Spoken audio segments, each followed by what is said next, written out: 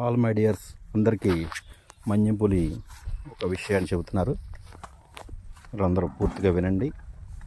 అదేంటంటే ఈరోజు మీకు స్టేటస్ కూడా పెట్టాను.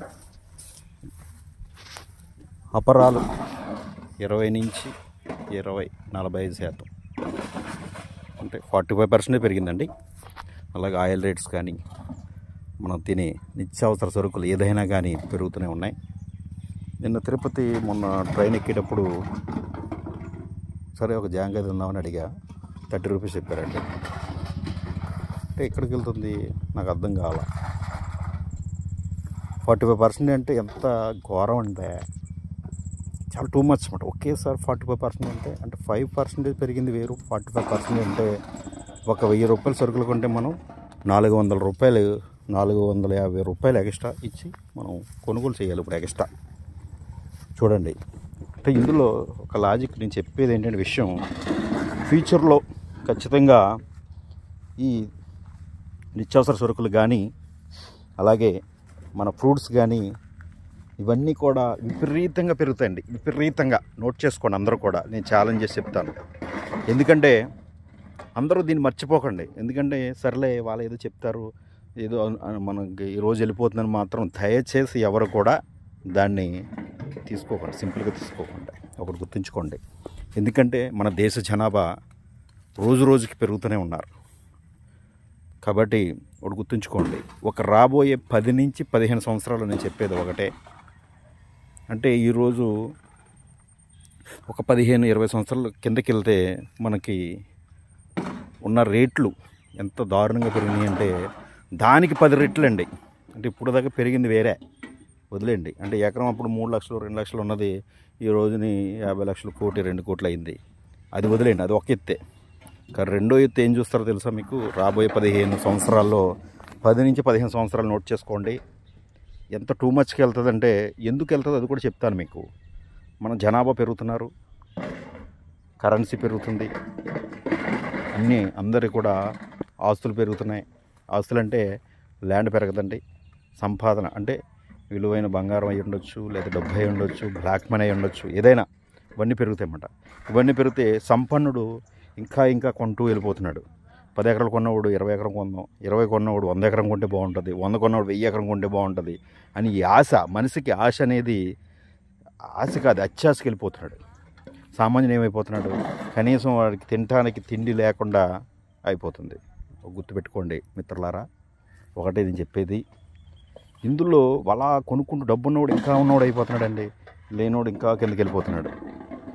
కాబట్టి ఇదేమవుతుందంటే భూమి సైజు పెరగదు. భూమి ఎకరం ఉంటే ఎకరమే ఉంటుందండి 100 సంవత్సరాల తర్వాత, 1000 సంవత్సరాల తర్వాత. కానీ డబ్బుకి వాల్యూ తగ్గిపోతుంది. అంటే మనం ఈ రోజుని 100 రూపాయలు కొన్న ఏదైనా ఫ్రూట్స్ రేపు పొద్దున్న అదే ఫ్రూట్స్ ఒక 2-3 ఇయర్స్ అయిన తర్వాత 500 ఎట్టి కొనవలసి వస్తుంది. రాబోయే రోజుల్లో ఖచ్చితంగా 10 నుంచి 15 సంవత్సరాల్లో నేను చెప్పబోయేది ఏంటంటే అసలు ఎంతకెళ్తుంది ఇవన్నీ కూడా అనేది ఎక్స్పెక్ట్ చేయలేం.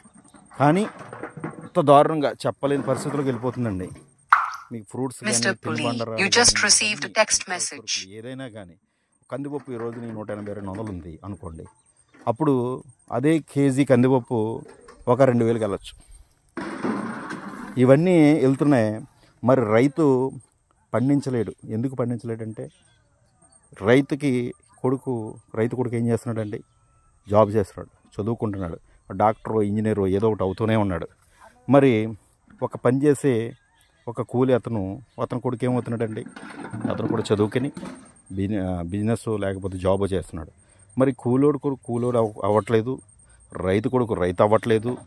మరి ఇవన్నీ లేకపోతే ప్రొడక్షన్ ఏమవుతుంది? ప్రొడక్షన్ లేదు. గుర్తుపెట్టుకోండి, ఈ ప్రొడక్షన్ ఎప్పుడైతే తగ్గిపోతుందో మరి ఈ రేట్లు అనేది విపరీతంగా పెరిగిపోతాయి అన్నమాట. అంటే అందరూ ఏం చేస్తారు? అందరూ జాబులే చేయాలి, అందరూ వ్యాపారాలే చేయాలి, మనకి కాలర్కి మట్టి అంటుకోకూడదు, ఏసీలో కూర్చోవాలి అని అనుకోవటం వల్లే తినడానికి తిండి గింజలు కూడా దొరకలేని పరిస్థితికి చేరుకుంటాం. మిత్రులారా, ఒకటి గమనించాలి. ఎందుకంటే పండించేవాడు లేకపోతే ఈ ప్రపంచంలో ఈ సకల భూమండలం మీద ఏ ప్రాణి కూడా బ్రతకలేదు. ఎంత డబ్బున్నా ఎంత ఆస్తున్నా కానీ అనేది అందరికీ తెలిసిన విషయమే. కాకపోతే ఇలాగ మనం ఇలా పెరుగుతూ వస్తుందండి. ఇవాళ 200 అవుతుంది, తర్వాత 300 అవుతుంది, తర్వాత 400 అవుతుంది. కాబట్టి ఇది ఇలా పెరిగిపోతుంది. అప్పుడు అగ్రికల్చర్ ఏమవుతుందంటే ఈ రైతు అనేవాడు ఉండడండి, పండించేవాడు ఉండడు. ఈ అగ్రికల్చర్ పక్కన పడేస్తారు. కానీ తర్వాత ఏమవుతుందంటే కంపెనీ అంటే కార్పొరేట్ చేతుల్లోకి వెళ్తుందండి. వాళ్ళు అప్పుడు ఏం చేస్తారంటే ఇప్పుడు 100 ఎకరం ఉందనుకోండి, ఆ కంపెనీ కొనేస్తుంది. ఇప్పుడు సాఫ్ట్వేర్లు వచ్చేసి కంపెనీ పెట్టి, ఒక సాఫ్ట్వేర్ కంపెనీ పెట్టి వారందరికీ 50,000, 60,000, 70,000 లక్షల్లో జీతాలు అనేది ఇస్తుంది. అప్పుడు ఏం చేస్తుందంటే ఈ సాఫ్ట్వేరు మానేసి ఈ రైతుకి జాబ్ ఇస్తారండి, చదువుకున్న వాళ్ళకి ఇచ్చి. ఇప్పుడు అంటే రైతు ఏం చేస్తున్నాడు, మనం చేలో దిగి సట్ట తీసి కింద పెట్టి ఈ వ్యవసాయం అనేది చేస్తున్నాడు. కానీ అప్పుడు ఏం చేస్తారంటే కోట్లు వేసుకుని డ్రెస్ కోట్ వేసుకుని మరి రైతులు అంటే ఎవరో కదా చదువుకున్న వాళ్ళకి జాబులు ఇచ్చి ఈ అగ్రికల్చర్ ఫార్మింగ్ అనేది చేస్తుంది. అప్పుడు చేస్తే అప్పుడు వాళ్ళకి జాబ్ ఒక 1,00,000 రూపాయలు 2 లక్షలు ఇస్తారండి. అంటే ఒక కంపెనీ తీసుకుని 100 ఎకరాలు కొని ఈ కంపెనీ నడుపుతుంది మొత్తం అంతా కూడా. వ్యవసాయమే చేసేది, వ్యవసాయం చేసేవాడు మనకు ఉండడు, కానీ కంపెనీ తీసుకుంటుంది. అప్పుడు ఈ అగ్రికల్చర్ ల్యాండ్స్ అనేది ఏమవుతుందంటే ఒక్కో కంపెనీకి 1000 ఎకరాలు 10,000 ఎకరాలు కావాలండి.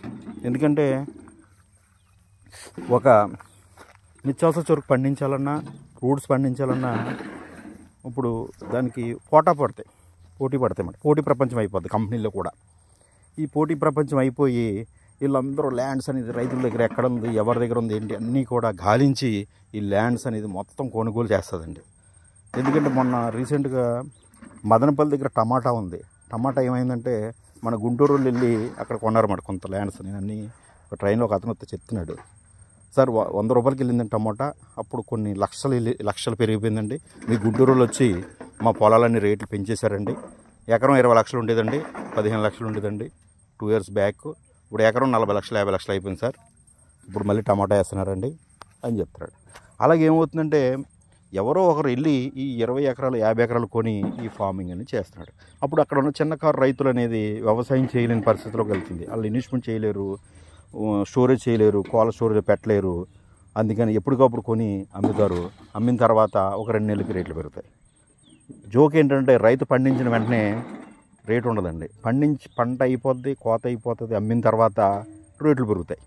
జోక్ ఏంటంటే మన దౌర్భాగ్యం ఏంటంటే రైతుకి గిట్టుబాటు ధర ఎందుకు లేదంటే అదేనండి. ఎందుకంటే ఫస్ట్ రైతు స్టోరేజ్ చేసుకునే కెపాసిటీ ఉండాలి. ఆ ఉన్నవాళ్ళు మాత్రమే, అది కూడా 2 ఎకరాలు 3 ఎకరాలు చేయలేరు, ఎక్కువ ఎకరాలు చేయాలి. కాబట్టి ఈ కార్పొరేట్ సంస్థలన్నీ కూడా లీజు తీసుకుని దీని ఫార్మింగ్ అనేది చేస్తుంది అన్నమాట. అదండి. కాబట్టి ఉండకుండా అగ్రికల్చర్ ల్యాండ్ అనేది చాలా విపరీతంగా పెరిగిపోతాయండి. గుర్తుపెట్టుకోండి అందరూ కూడా. మన తినే ఆహారం అన్నీ కూడా. మీరేం ఒక సింపుల్ ఒక లాజిక్ చెప్తాను. కల్కి సినిమా చూసారు. కల్కి సినిమా కొంతమందికి నచ్చకపోతే అది వదిలేండి. నేను ఒక హీరో పరంగా నేను చెప్పట్లేదు. అంటే దీంట్లో ఒక జీవిత సత్యం అనేది ఉందండి. అంటే అందులో మీరు అందరూ గమనించారా, కొన్నాళ్ళకి ఏమవుతుందంటే మన త్రాగటానికి మంచినీళ్ళు కూడా దొరకవు. అందులో చూపించేది అదేనండి. మనం పీల్చడానికి గాలి కూడా ఉండదు. గుర్తుపెట్టుకోండి, గాలి కూడా దొరకదు. ఎందుకు దొరకదంటే ఈ చెట్లన్నీ కూడా వేస్తే మరి ఆక్సిజన్ తగ్గిపోతుంది, ప్రాణవాయువు కొరవవుతుంది. అలాగే తాగడానికి నీరు ఉండదు, తినడానికి ఏమి ఉండదు అని అందులో చూపించాడండి కొన్నాళ్ళకి. అది గ్యారంటీ సత్యం అది. ఎందుకంటే మనం ఇప్పటి నుంచి కేర్ తీసుకుని ఇవన్నీ చెయ్యకపోతే ఖచ్చితంగా ఉన్న భావితరాల భవిష్యత్తు అన్నీ కూడా ఎదరకు చూస్తే కనుక ఖచ్చితంగా 100% సినిమాలో ఉన్నది నిజమవుతుంది. అది నా ఉద్దేశం అన్నమాట. నా ఉద్దేశం ఏంటి, మీరు ఆలోచించినా కూడా కరెక్ట్గా ఆలోచిస్తే, మీరు ఒకసారి దాని మీద దృష్టి పెట్టి ఆలోచిస్తే ఖచ్చితంగా మీకు కూడా గ్యాసింగ్ అనేది కలుగుతుంది. కాబట్టి అగ్రికల్చర్ కొనండి.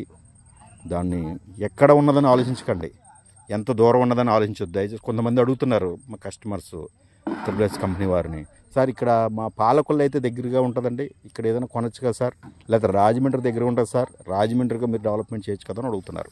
అయితే వారందరికీ ఒకటే చెప్తున్నా, సార్ మన ఏరియాలో కొనొచ్చండి, కానీ ఇక్కడ కొని మనం కొన్ని పంటలు అనేది పండించలేమండి. ఎందుకంటే ఒక్కో ఏరియా ఒక్కో క్లైమేట్ని బట్టి ఈ పంటలు అనేది ఆధారపడి ఉంటుంది. కాబట్టి మనం చేసేది లాంగ్ పీరియడ్ శ్రీగంధం. ఈ శ్రీగంధం వచ్చేసి రెడ్ సాయిల్ ఉండాలి, పూర్తిగా అది కూడా నెల్లూరు ప్రకాశం జిల్లా కొన్ని ఏరియాలు అనేది కనిగిరి ఈ సైడ్ మాత్రమే ఆ రెడ్ సాయిల్ ఆ క్లైమేట్కి అనుకూలమైంది. కాబట్టి ఇక్కడ కొనడం అనేది మనం జరిగింది. ఈ లొకేటీలోనే శ్రీగంధానికి మరి వాల్యూ కూడా త్వరగా ఈ గ్రోత్ అనేది వస్తుంది, మన సైడ్ రాదు. ఎందుకంటే మన సైడ్ కొనాలనుకోండి ఎకరం ఎంత తక్కువ లెక్కేసుకుని ఒక 50 లక్షలు 60 లక్షలు ఉంటుంది. అంటే మేము కొనే 50 లక్షలే, అసలు కంపెనీ కొనేది 50 లక్షలు అనుకోండి. దానికి మళ్ళీ ఫినిషింగ్ చేసి దాని రూపురేఖలు తీసుకొచ్చేటప్పటికి ఒక కంపెనీకి ఎకరాకి 70 లక్షలు కడుతుందండి కంపెనీకి. అంటే మాకు కనీసం మేము చేసిన దానికి ఇవన్నీ చేస్తే ఓవరాల్గా 10% ఎంత ఎవరైనా ఏ బిజినెస్ చేసుకున్నా లాభం లేకుండా చేయరు. నేను అది కూడా చెప్తున్నాను మీకు. 10% చేసుకున్నా కూడా అప్పుడు ఎంత అమ్మాలన్నప్పుడు నేను ఎకరం ₹1 అమ్మాలి. ఇవన్నీ చేసుకుని ఇవన్నీ 12 సంవత్సరాల మెయింటెనెన్స్ ఇవన్నీ చూసుకుంటే నేననే కదా ఎవరైనా అంతే. ఇవన్నీ ఉంటాయండి మన సైడ్. ఒకవేళ ఎంత ఖర్చు పెట్టినా కానీ శ్రీగంధం అనేది పండదు, అది గుర్తుపెట్టుకోండి. అలాగని మనం అక్కడ వరి పండించి కొబ్బరికాయలు పండించి చేయాలంటే మీకు తెలియదేం కాదు. వరి పండించిన వారు మరి సొంతంగా భూములు ఉన్నవారు చేయలేరు. కాబట్టి ఇది నెక్స్ట్ వీడియోలో మాట్లాడుతానండి. వీడియో ఫుల్ అవుతుంది. Okay, no problem. ఇది